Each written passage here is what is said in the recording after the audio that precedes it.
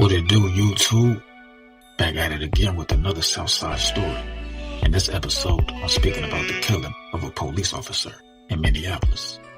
The year is 1992, and a group was formed by gang members to work with the police and to stop gang violence in the communities. This group was called United for Peace, and it was also formed to help build trust between the police and the people.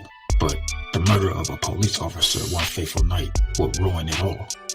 The progress and all future plans would crash and burn with the group. 28 years after that, the public killing of George Floyd by former cop Derek Chauvin is caught on camera, once again, in Minneapolis. This was a very disturbing and disgusting act that forced the world to react.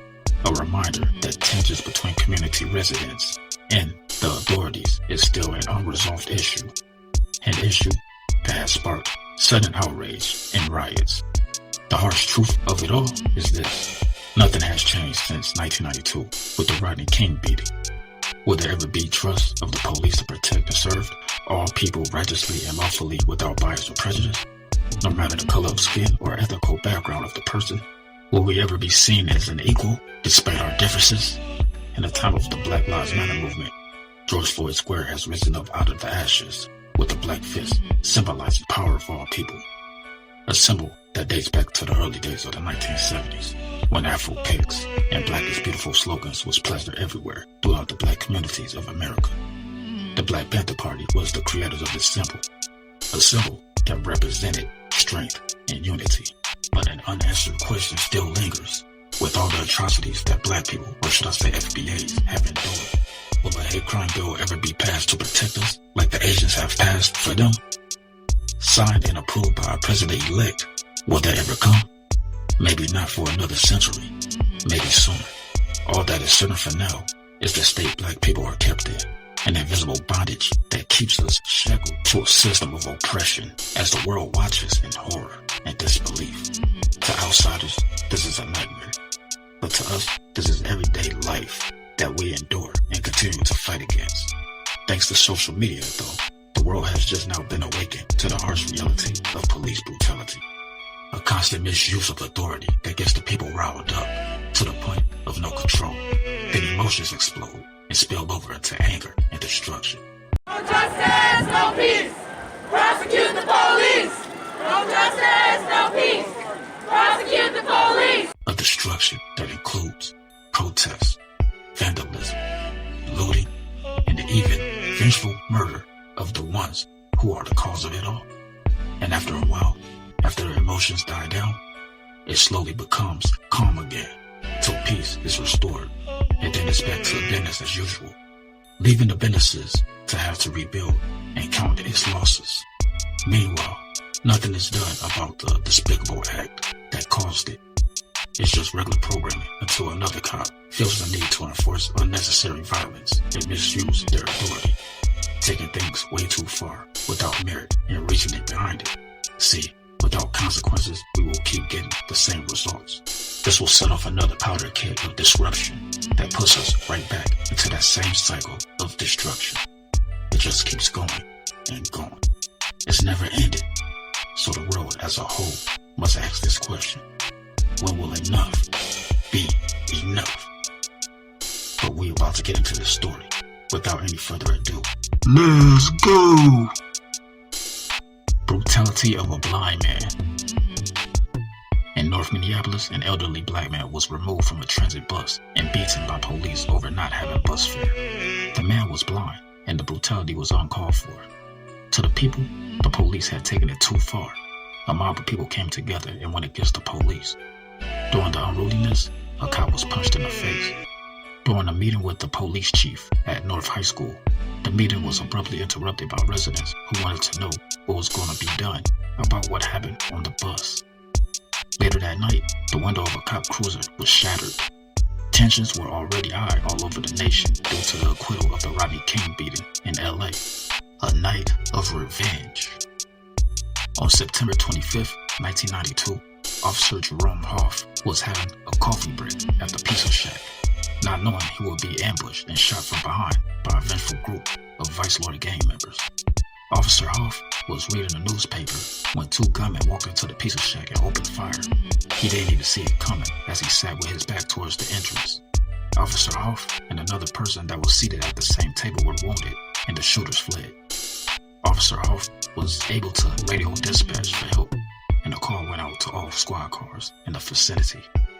When officers arrived on the scene, they found Jerome Hall face down on the floor of the pizza shack. Officer Hoff had 2 bullet wounds in his back. He later died at the county hospital. The convicted. 4 men have been convicted for this brazen murder of Officer Hoff. Former Vice Lord gang member Mwati McKenzie was one of the 2 triggermen. Mwati was 19 at the time of the execution-style killing. He is now 52 and incarcerated at Lino Lakes State Prison. He was sentenced to life with the possibility of parole after 30 years. Most recently, Mwati went up for parole in May of 2025. He was denied parole for the second time. The first time he was eligible was in 2022. The family and friends of Officer Hoff rallied and petitioned against his release.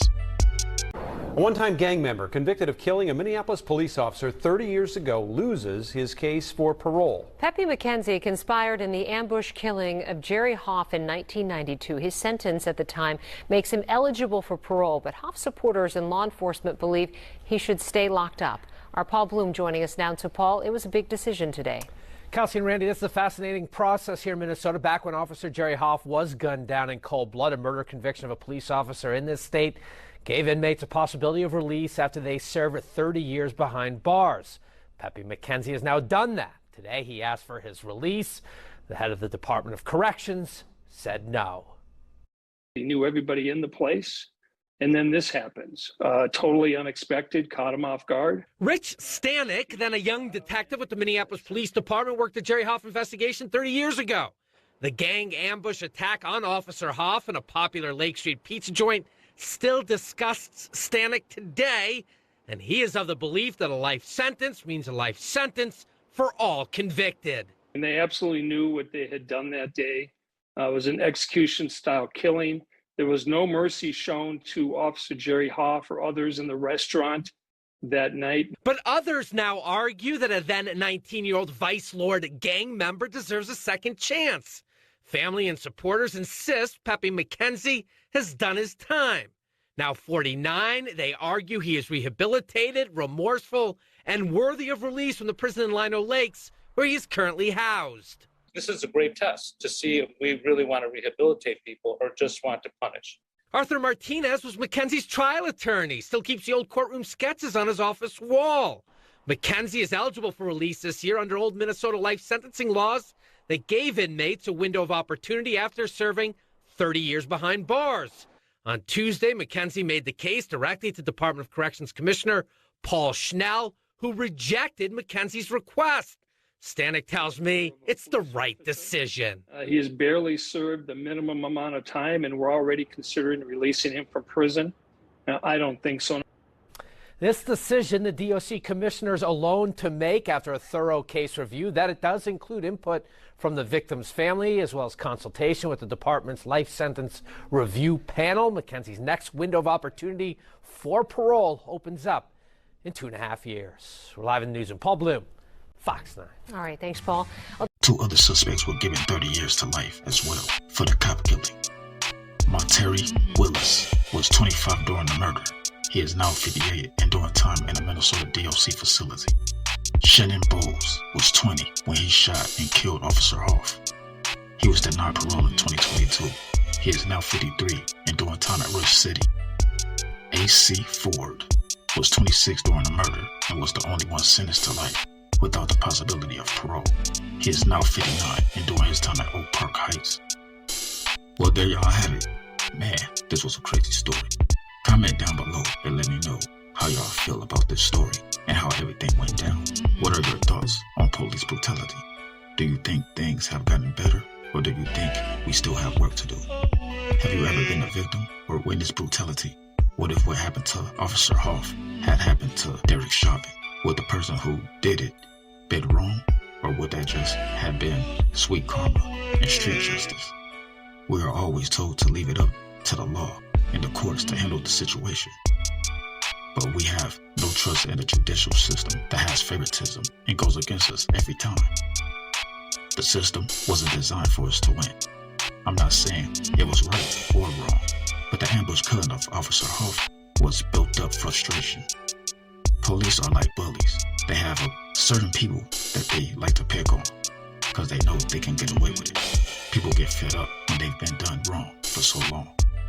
Racially profiled because you fit the description of a certain demographic of a people and you didn't even do anything. You make an honest living. You're a hardworking and law-abiding citizen. If you keep going through stuff like that, having your rights violated, of course, you're going to end up lashing out and rebelling. You're going to take matters into your own hands because you don't believe in the court's justice. You're up against a wicked system that is corrupt and sees you as guilty before proven innocent. A system that would rather see you spend most of your life caged up behind bars. The best solution to prevent these police killings is to stop police brutality. It's like the saying goes, do unto others as you want done unto you. It's that simple. But what do y'all think? Do y'all have any solutions?